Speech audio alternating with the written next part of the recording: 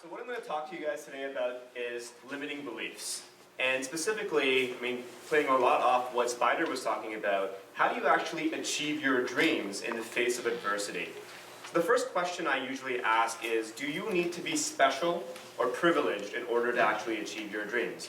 I've done a ton of research around this, and what I found was that I was asking the wrong question all along. The question I should have been asking is, why not you?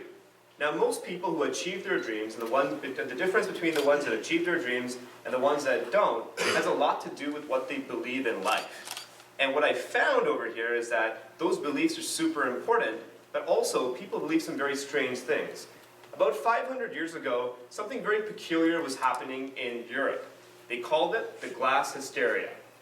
People thought that they were made of glass, and that they would shatter if you so much as just touched them. So much so that the French king, Charles VI, took some extraordinary measures to prevent against accidental shattering. He wore the Kevlar vest of his day to make sure that he was safe. Most people who also believed this went to some extraordinary measures to try against preventing against accidental shattering. And so they would try things like trying to stand up for as long as possible, because they thought if they sat down, they would actually shatter into a million pieces. They did things like attaching a cushion, for example, to their clothing, so that if they accidentally sat down, that they wouldn't actually shatter. Now, if you had a belief like that today, most people would think that you're out of your mind. Yet, we convince ourselves of much more harmless beliefs all the time. And that's what my talk is about today. Now, we all have a belief system that we subscribe to, even if we don't necessarily recognize it. We believe things about ourselves, about other people, about the world at large.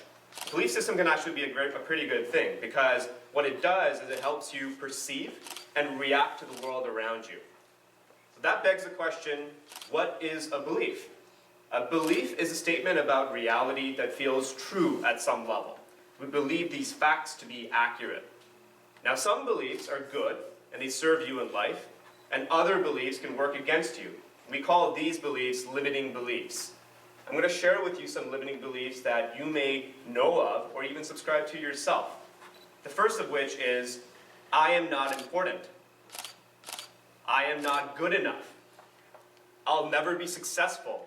Or the worst of all, I'm a loser. If you believe these things, you will never be able to be successful, because you're going to be your own worst enemy. And now we're all human, and every single person in this room, at some point in your life, and I would argue even this particular week, has had a limiting belief that's held you back from achieving your dreams. And that's what this talk is really about, being able to deconstruct that and understand why that's happening, and how to combat and dissolve those particular limiting beliefs. A belief system usually starts when we have something happen well back into our past. Specifically, most limiting beliefs are unconscious. We don't really think about them, yet they exist in our minds. And sometimes we can't even really figure out how that belief crept into our mind in the first place. Most of the time, these beliefs were instilled in us by other people when we were just children. Now, maybe you can remember growing up, if you could just think back to when you were about 8 years old, and your mom and dad being really critical of you. So if you've had that kind of parent where they've always pushed you to be better and better, but you've never really quite hit that mark, you might tend to believe that you're not good enough. Or maybe you were 8 years old and you fell off a bike and you hurt yourself, and your dad came to you and said, stop crying, because big boys don't cry. And that made you feel like your feelings don't matter. In any case, when you have these particular beliefs, they hold you back from having a successful life in which you can achieve your dreams. That's a big problem. It's an important thing to start solving. When you start thinking about these particular beliefs and deconstructing them, you have to understand that other people instill these beliefs in you. And although we have our parents, our teachers, our friends, and our family, they're all well-meaning, somehow they drill these beliefs into you. And you've been carrying that around ever since that day. The question really is, what if you didn't have to believe the things that you do today that are holding you back from achieving your dreams? What if there was a better way? What would you accomplish differently if you were able to feel empowered, or be more confident, for example? Or if you felt stronger and you were just more comfortable with yourself, so that you could have a success mindset in your life? It sounds really hard. because it's one of those things where 12 years ago, I found myself in two very unique circumstances. Number one, it was my first year in Canada as a young adult. I grew up in a rough neighborhood and went to a school at that point in time where there was a lot of violence, and everybody pretty much believed that something bad could happen at any point in time. I looked at that, and I was also trying to find my place in society. There was the pressure of trying to fit in, and I felt different, in that maybe I felt like an outsider looking in. So if you were anything like me at any point in your high school career, you can probably identify. At that point in time, I made a choice to get rid of those limiting beliefs that were holding me back from success in my life. When you break through this, you can actually rewire your brain. So that's the promise of what's on the other side if you can get past a limiting belief that you have today. The first step, however, is to understand what a limiting belief is costing you. And there's always a cost to almost any belief or action that we take in life. That cost is known as an opportunity cost. The good news over here is that today is a new day. So if you break through your limiting belief and dissolve it, you'll be able to basically have a better tomorrow in which you can actually achieve your dreams. The bad news is that today is a new day. And that means that if you don't break through your limiting beliefs and change yourself for the better, you'll have no one but yourself to hold accountable for not being able to achieve your dreams. That's the opportunity cost that you have over there. That being said, either way, you are in the driver's seat of your life. What I'm going to try and show you is a GPS of doing three things. One, identifying your limiting beliefs. Number two, dissolving your limiting beliefs. And number three, replacing those beliefs with a more empowering future. And for that, you need to have empowering or good beliefs where these are beliefs that serve you in your life. So what we're going to do over here is a quick exercise. I want you to raise your hand if you grew up with siblings in your family, brother or sister. Okay? I'm an only child, but keep your hands up. The people who raise their hands over here are familiar with something that is a basic human need, and that is the need for significance. When we do not feel significant, we feel unimportant. And when we feel unimportant, that leads to self-sabotage. You can put your hands down now. Thank you. Okay, so this is a limiting belief that we're going to work on, and I've got a 4-step method that can help you get rid of any limiting belief that you have in your life. The ones that are most damaging are unfortunately the ones that we believe about ourselves. Now there are other kind of limiting beliefs as well, the ones that we believe about other people, for example, like people are not good, or about the world, there are bad people in the world. So these are some beliefs that are more far-reaching, but you always want to start working right at home with yourself. And so the beliefs that I talked about, like I am not important, plays into this type of structure where if you had a family where you grew up with multiple brothers or sisters, it was always an attention-seeking game at the end of the day. And if you didn't get the attention you were craving, you felt insignificant. So I want you to start imagining yourself as an 8-year-old. Go back to that time in your life.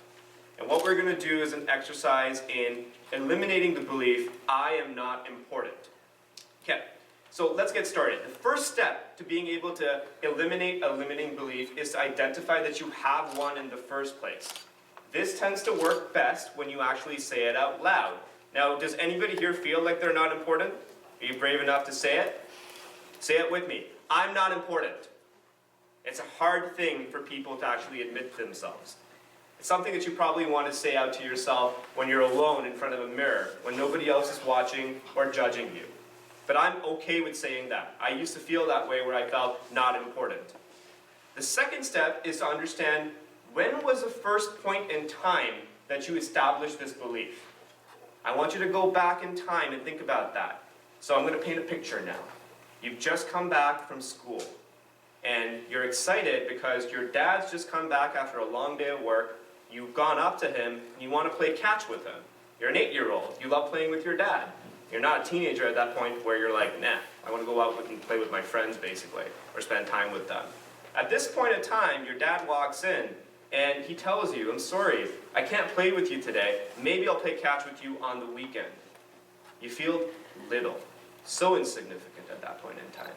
And at that point in time, you go, I am not important. Just like that, the belief is formed.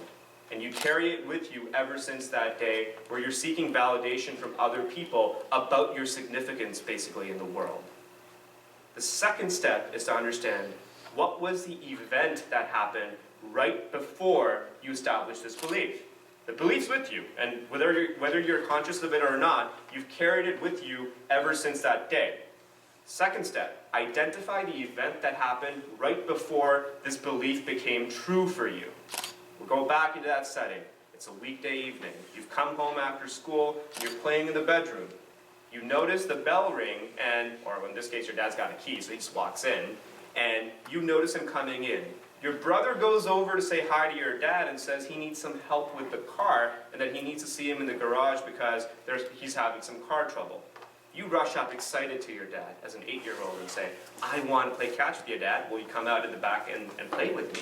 And he says, I'm sorry, son. I can't play with you right now because I've got to go help your brother. Maybe we'll play catch on the weekend. Your belief is already formed. You feel unimportant, and you believe that you aren't important. But the event is such where your meaning, which is what we think we know for sure, versus what the event was, the reality, what we know happened for sure, are different. At this point in time, you now know what's going to happen next as well. Your dad goes off into the garage and starts playing with, or starts fixing the car with your brother. And your mom comes over, seeing you feeling a little dejected, and chooses to spend a bit of time with you at that point. You, being the 8-year-old that you are, go back to being completely okay, because now you have somebody else giving you the attention you seek, with that niggling belief carrying you around for the rest of your life, until the point where you decide to confront it. So now we have identified two things. You know the meaning, okay, that you assigned, that being unimportant, and you know the event that happened as well. The third step is really important, and that's to ask, what other meanings or interpretations can you have for this particular event? Could it have meant anything different, basically? And I'm going to introduce you to 3 very plausible possibilities. Number 1, your dad actually wanted to play with you, but he was exhausted, so it wasn't about you to begin with. Number 2, your brother actually had to go to an interview the next day, and the only way he could get there was to use the car. So your dad had a choice to make, and he chose to go help your brother instead, because he felt like that was more important at that point in time. Again, not a reflection on you. And the third one was, the only reason your mom came over to play with you in the first place was because your dad actually asked your mom to spend time with you. In any case, the adult in the relationship there, your father, decided to make a choice to actually take care of you, but you felt that he made you feel unimportant. So the truth here is this: if there are multiple explanations for the event that happened, the reality, how can there be only one explanation for what you understood or the meaning that you assigned to it? At this point, most people still carry on to their limiting belief. They understand the logic, but at the core, they still feel like, I'm not important. So I ask them to start visualizing their unimportance. I ask them if they can actually see their belief. And at some conceptual level, people say, yeah, I think I can see my belief. You know, I can kind of visualize it in my brain. And I ask, can you actually describe the event? What is its shape, its color, its size? And when you start thinking about it, you can't do it. You can't actually imagine what that belief looks like. And I say, what can you actually see? Go back into the recesses of your mind. And at that point of time, the person always says, what I see was the event. I see my father having come in. I see him having turned me down, and I've gone into the garage, and I didn't get to play with him that night. And that is an accurate representation of reality. But it is not the meaning that we assign to it. Remember that meaning is what we think we know for sure. Reality is what we know for sure. At this point in time, I ask people to say out their limiting belief one more time, which is, I'm not important. Do you still believe it? No. And that, in a nutshell, is a 4-step process of being able to get rid of a disempowering or a limiting belief. Now that you've done that, you realize that you've been carrying around these limiting beliefs for years. And this was the first time that you actually started to actually confront the belief and take it head on. Once you got rid of a limiting belief and dissolved it, it's time now to start putting in an empowering belief instead. Here are some empowering beliefs for you to get started, especially for young people like you guys that are in this room today. The first one is, I am smart, strong, and confident. You have to say this in the present tense. It's not I'm going to be smart, I'm going to be confident, I'm going to be strong. You must believe this about yourself by making an affirmation with yourself. The second one is, every day I get better in every way. And that is a constant stream of progress, basically, with time. And the third one is, I have many gifts and talents to share with the world.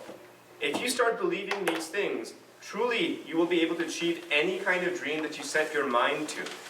If you don't, what's going to end up happening is your limiting beliefs will get the better of you, and all you'll end up achieving is self-sabotage. So by eliminating your limiting beliefs and replacing them with empowering ones, you can truly achieve any dream you've ever thought of. Thank you.